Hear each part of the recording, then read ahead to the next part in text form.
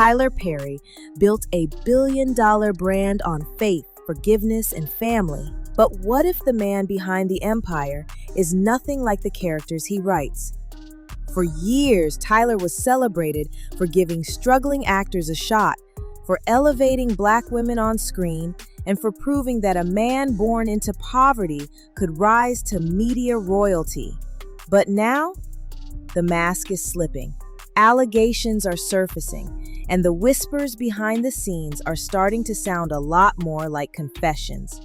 Grab your glass because it's time for cocktails and controversy.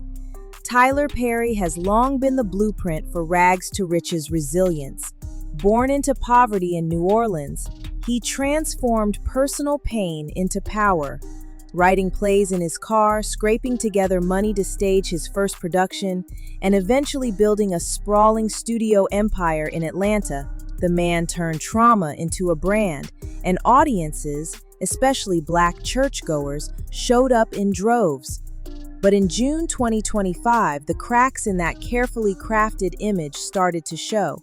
First came the boat photos, images of Perry cruising alongside Brian Tanaka, the former backup dancer and ex-boyfriend of Mariah Carey. On the surface, it could have been a harmless vacation, but the internet doesn't do surface. It peeled back the layers, reigniting long-standing rumors about Perry's sexuality. Was this a friendly outing or something more? Fans speculated, critics posted receipts, and while Perry stayed silent, the comment sections were loud. But the boat gossip was just the warm-up. Days later, actor Dixon filed a bombshell $260 million lawsuit. Dixon, known for his role on Perry's primetime series The Oval, alleged that Perry used his position of power to manipulate, harass, and coerce him, blurring the lines between mentorship and misconduct. According to Dixon, it all started with small favors, a role on Ruthless, then a car, then a more prominent part on The Oval. But behind the scenes, he says Perry's generosity came with strings. In a detailed complaint, Dixon described an incident in 2020. After a night of drinking at Perry's home, he passed out in a guest room. He says he woke up to Perry in his bed, touching his thigh. Startled, he rejected the advance, hoping it would end there, but it didn't. Dixon claims Perry continued to text and pursue him despite repeated rejections. The lawsuit includes screenshots of messages like "Why don't you text me more?" and "What will it take for you to have guiltless sex?" These weren't one-offs, they painted a pattern. And when Dixon finally began pulling away, he says the professional consequences were swift. Less screen time, weaker storylines, eventually nothing at all. If you're thinking this is just one man's word against another's, you're not alone. But this isn't the first time these whispers have swirled around Perry. In 2023, Christian Keys, a popular actor and model, shared his own disturbing experience. Though he didn't name names, his story sent the internet into detective mode.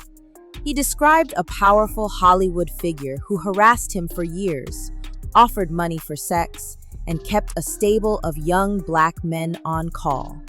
Keys, who had worked on multiple Perry productions, didn't have to name names. Social media did it for him. He claimed he'd carried a secret recording device since 2005, because predators often check your phone, but not your pen. And in those recordings, he says he captured conversations about sex, power, and hush money. He added that NDAs don't protect predators from police investigations, and that someday the truth would come out. The Christian Keys situation faded from headlines, but Dixon's lawsuit brought it roaring back. In the complaint, Derek referenced Keys directly, suggesting that what happened to him wasn't an isolated incident. It was a pattern. So what does this pattern look like? Let's talk about Tyler Perry's public image. On paper, he's a devout Christian man who dated Ethiopian model and humanitarian Galila Bekele for nearly a decade. They share a son, born in 2014. But for all that supposed domestic bliss, there's very little public evidence of their relationship. No red carpets, no interviews, no family outings. And as for their child, he's never been seen. According to an anonymous source who reached out to Straight from the A, the entire relationship was a facade. The insider claimed Galila had a real boyfriend, entrepreneur Ronnie Madra, and that Tyler was simply paying her for appearances. The word escort was used. Pictures of Galila and Ronnie at events surfaced, and suddenly, the narrative of Tyler as a straight-laced family man started to crumble. Then there's Walter Lee Hampton, a social media personality who's been calling Perry out for years. Walter claims Tyler repeatedly tried to pay him off in exchange for silence, offering hush money to suppress conversations about his sexuality. Walter refused, saying, "I'm not ashamed of who I am, and he shouldn't be ashamed of who he is." Now, to be clear, no one's saying Tyler Perry is dangerous because he might be gay. The issue is not about identity, it's about repression, power, and entitlement. When unresolved trauma goes unchecked, it often finds ways to seep out, especially when mixed with money, influence, and silence. Perry has publicly discussed being abused as a child. That's not something to minimize. But trauma doesn't excuse behavior, it demands healing. And if that healing never happens, the pain doesn't disappear. It mutates. Psychologists call it repetition compulsion, a tendency to recreate familiar emotional patterns in adulthood, especially ones rooted in childhood powerlessness. When someone grows up feeling voiceless, they may grow obsessed with control. When someone experiences forced intimacy, they may attempt to regain power by orchestrating it themselves, on their own terms, in their own world.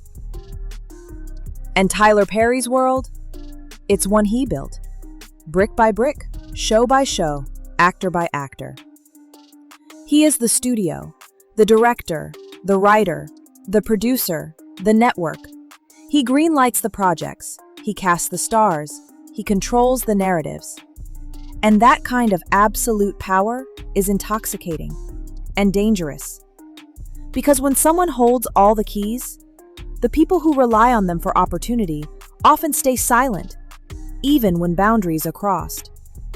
They smile, they nod, they say thank you. And behind the scenes, they cry. Or worse, convince themselves it's just the cost of success. What Derek's lawsuit reveals is not just one man's story. It's a blueprint of manipulation, of using opportunity as bait and silence as currency. And yet, Tyler's fan base remains fiercely loyal. His primary audience, Black women, particularly those with religious roots, have been some of his biggest defenders. To them, he's more than a filmmaker. He's a voice, a visionary, a vessel. But we need to ask ourselves, are we protecting the person or the image? Because image is what Perry has always excelled at. His movies mock queerness while dipping into homoeroticism. His stage plays center moral redemption, but his scripts lean on tropes that punish women and glorify toxic men. The contradiction isn't an accident, it's strategy. It's how you speak to the choir while living a different sermon backstage. If Derek is telling the truth, Tyler isn't just living a double life. He's using one identity to protect another, and that's what makes this story so dangerous. Not because of the rumors, not because of the gossip, but because of the silence. The silence of those who knew and said nothing. The silence of the victims who feared losing their careers. The silence of a man who had the chance to be honest and chose the illusion instead. So, what happens next? Does Perry settle quietly and continue as if nothing happened? Does he fight back and deny it all? Or does this become yet another story buried under headlines, sanitized by PR teams and dismissed by loyal fans? The saddest part is, Tyler could have used his truth as a tool. He could have shown that healing is possible even for the most broken. He could have told stories from the other side, ones that freed people instead of hurting them. But instead, if the allegations are true, he chose power, control, reputation, and that choice has consequences. Because when someone builds a kingdom out of pain but refuses to confront the roots of that pain, the walls eventually crumble. And when they do, the people who helped build that kingdom, who believed in it, who funded it, who praised it, are the ones left holding the pieces. So maybe the real question isn't whether Tyler Perry did it. The real question is, do we love his story more than we care about the people crushed inside it? Because if we're more loyal to the myth than to the truth, then maybe the real betrayal isn't his. Maybe it's ours. Whew! If you made it this far, you're clearly not afraid of a little truth with your tea. Drop a wine emoji in the comments if you're side-eyeing this whole situation like we are. And don't forget to subscribe so you never miss the next cocktail we stir.